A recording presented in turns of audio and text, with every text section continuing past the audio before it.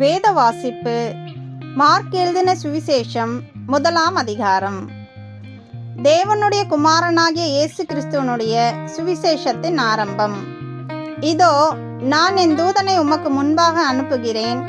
அவன் உமக்கு முன்னே போய் உமக்கு வழியை ஆயத்தம் பண்ணுவான் என்றும், கர்த்தருக்கு வழியை ஆயத்தப்படுத்துங்கள், அவருக்கு பாதைகளை செவ்வை பண்ணுங்கள் என்று வனாந்தரத்திலே கூப்பிடுகிறவனுடைய சத்தம் உண்டாகும் என்றும் தீர்க்க தரிசன ஆகமங்களில் எழுதியிருக்கிற பிரகாரமாய் யோவான் வனாந்தரத்தில் ஞானஸ்நானம் கொடுத்து பாவ மன்னிப்புக்கென்று மனம் திரும்புதலுக்கேற்ற ஞானஸ்நானத்தை குறித்து பிரசங்கம் பண்ணி கொண்டிருந்தான். அப்பொழுது யூதேயா தேசத்தார் அனைவரும் எருசலேம் நகரத்தார் யாவரும் அவனிடத்திற்கு போய் தங்கள் பாவங்களை அறிக்கையிட்டு யோர்தான் நதியில் அவனால் ஞானஸ்நானம் பெற்றார்கள். யோவான் ஒட்டகமயிர் உடையை தரித்து தன் அறையில் வார்க்கச்சையை கட்டி கொண்டவனாயும் வெட்டிக்கிளியையும் காட்டுத் தேனையும் புசிக்கிறவனாயும் இருந்தான். அவன், என்னிலும் வல்லவர் ஒருவர் எனக்கு பின் வருகிறார், அவருடைய பாதரட்சைகளின் வாரை குனிந்து அவிழ்க்கிறதற்கும் நான் பாத்திரன் அல்ல, நான் ஜலத்தினால் உங்களுக்கு ஞானஸ்நானம் கொடுத்தேன், அவரோ பரிசுத்த ஆவியினால் உங்களுக்கு ஞானஸ்நானம் கொடுப்பார் என்று பிரசங்கித்தான். அந்த நாட்களில் இயேசு கலிலேயாவிலுள்ள நாசரேத் ஊரிலிருந்து வந்து யோர்தான் நதியில் யோவானால் ஞானஸ்நானம் பெற்றார். அவர் ஜலத்திலிருந்து கரையேறின உடனே வானம் திறக்கப்பட்டதையும் ஆவியானவர் புறாவை போல் தம்மேல் இறங்குகிறதையும் கண்டார். அன்றியும், நீர் என்னுடைய நேசகுமாரன், உம்மில் பிரியமாயிருக்கிறேன் என்று வானத்திலிருந்து ஒரு சத்தம் உண்டாயிற்று. உடனே ஆவியானவர் அவரை வனாந்தரத்திற்கு போகும்படி ஏவினார். அவர் வனாந்தரத்திலே 40 நாள் இருந்து சாத்தானால் சோதிக்கப்பட்டு அங்கே காட்டு மிருகங்களின் நடுவிலே சஞ்சரித்து கொண்டிருந்தார்.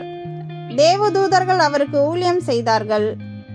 யோவான் காவலில் வைக்கப்பட்ட பின்பு இயேசு கலிலேயாவிலே வந்து தேவனுடைய ராஜ்யத்தின் சுவிசேஷத்தை பிரசங்கித்து, காலம் நிறைவேறிற்று, தேவனுடைய ராஜ்யம் சமீபமாயிற்று, மனம் திரும்பி சுவிசேஷத்தை விசுவாசியுங்கள் என்றார். அவர் கலிலேயா கடலோரமாய் நடந்து போகையில் மீன் பிடிக்கிறவர்களாய் இருந்த சீமோனும் அவன் சகோதரன் அந்திரேயாவும் கடலில் வலை போட்டு கொண்டிருக்கிற போது அவர்களை கண்டார். இயேசு அவர்களை நோக்கி, என் பின்னே வாருங்கள், உங்களை மனுஷரை பிடிக்கிறவர்களாக்குவேன் என்றார். உடனே அவர்கள் தங்கள் வலைகளை விட்டு அவருக்கு பின் சென்றார்கள். அவர் அவ்விடம் விட்டு சற்று அப்புறம் போன போது செபதேயுவின் குமாரன் யாக்கோபும் அவன் சகோதரன் யோவானும் படவிலே வலைகளை பழுது பார்த்து கொண்டிருக்கிறதை கண்டு உடனே அவர்களையும் அழைத்தார். அப்பொழுது அவர்கள் தங்கள் தகப்பனாகிய செபதேயுவை கூலி ஆட்களோடு படவிலே விட்டு அவருக்கு பின் சென்றார்கள். பின்பு கப்பர்நகூமுக்கு போனார்கள். உடனே அவர் ஓய்வு நாளில் ஜெப ஆலயத்திலே பிரவேசித்து போதகம் பண்ணினார். அவர் வேதபாரகரை போல போதியாமல் அதிகாரமுடையவராய் அவர்களுக்கு போதித்தபடியினால் அவருடைய போதகத்தை குறித்து ஜனங்கள் ஆச்சரியப்பட்டார்கள். அவர்களுடைய ஜெப ஆலயத்திலே அசுத்த ஆவியுள்ள ஒரு மனுஷன் இருந்தான். அவன், ஐயோ, நசரேயனாகிய இயேசுவே, எங்களுக்கும் உமக்கும் என்ன? எங்களை கெடுக்கவா வந்தீர்? உம்மை இன்னார் என்று அறிவேன், நீர் தேவனுடைய பரிசுத்தர் என்று சத்தமிட்டான். அதற்கு இயேசு, நீ பேசாமல் இவனை விட்டு புறப்பட்டு போ என்று அதை அதட்டினார். உடனே அந்த அசுத்த ஆவி அவனை அலைக்கழித்து மிகுந்த சத்தமிட்டு அவனை விட்டு போய்விட்டது.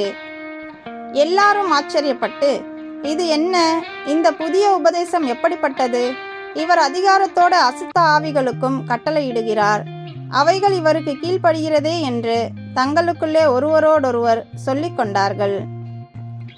அது முதல் அவருடைய கீர்த்தி கலிலேயா நாடெங்கும் பிரசித்தமாயிற்று. உடனே அவர்கள் ஜெப ஆலயத்தை விட்டு புறப்பட்டு யாக்கோபோடும் யோவானோடும் கூட சீமோன் அந்திரேயா என்பவர்களுடைய வீட்டில் பிரவேசித்தார்கள். அங்கே சீமோனுடைய மாமி ஜுரமாய் கிடந்தாள். உடனே அவர்கள் அவளை குறித்து அவருக்கு சொன்னார்கள். அவர் கிட்ட போய் அவள் கையை பிடித்து, அவளை தூக்கிவிட்டார். உடனே ஜுரம் அவளை விட்டு நீங்கிற்று. அப்பொழுது அவள் அவர்களுக்கு பணிவிடை செய்தாள். சாயங்காலமாகி சூரியன் அஸ்தமித்த போது சகல பிணியாளிகளையும் பிசாசு பிடித்தவர்களையும் அவரிடத்தில் கொண்டு வந்தார்கள். பட்டணத்தார் எல்லாரும் வீட்டு வாசலுக்கு முன்பாக கூடி வந்தார்கள். பலவிதமான வியாதிகளினால் உபத்திரவப்பட்டிருந்த அநேகரை அவர் சொஸ்தமாக்கி அநேகம் பிசாசுகளையும் துரத்திவிட்டார். அந்த பிசாசுகள் தம்மை அறிந்திருந்தபடியால் அவைகள் பேசுகிறதற்கு அவர் இடம் கொடுக்கவில்லை. அவர் அதிகாலையில் இருட்டோடு எழுந்து புறப்பட்டு வனாந்தரமான ஓரிடத்திற்கு போய் அங்கே ஜெபம் பண்ணினார். சீமோனும் அவனோடு இருந்தவர்களும் அவரை பின்தொடர்ந்து போய் அவரை கண்டபோது, உம்மை எல்லாரும் தேடுகிறார்கள் என்று சொன்னார்கள். அவர்களை அவர் நோக்கி, அடுத்த ஊர்களிலும் நான் பிரசங்கம் பண்ண வேண்டுமாதலால் அவ்விடங்களுக்கு போவோம் வாருங்கள், இதற்காகவே புறப்பட்டு வந்தேன் என்று சொல்லி கலிலேயா நாடெங்கும் அவர்களுடைய ஜெப ஆலயங்களில் அவர் பிரசங்கம் பண்ணிக்கொண்டும் பிசாசுகளை துரத்தி கொண்டும் இருந்தார்.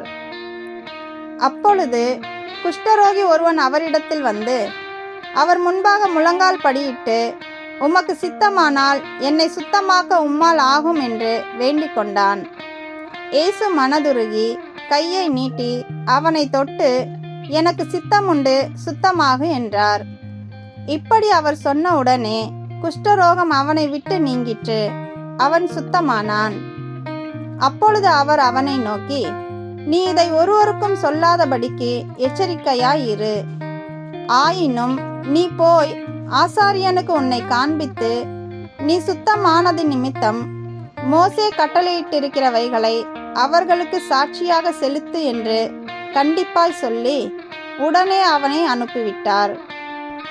அவனோ புறப்பட்டு போய் இந்த சங்கதி எங்கும் விளங்கும்படியாக பிரசித்தம் பண்ண தொடங்கினான்.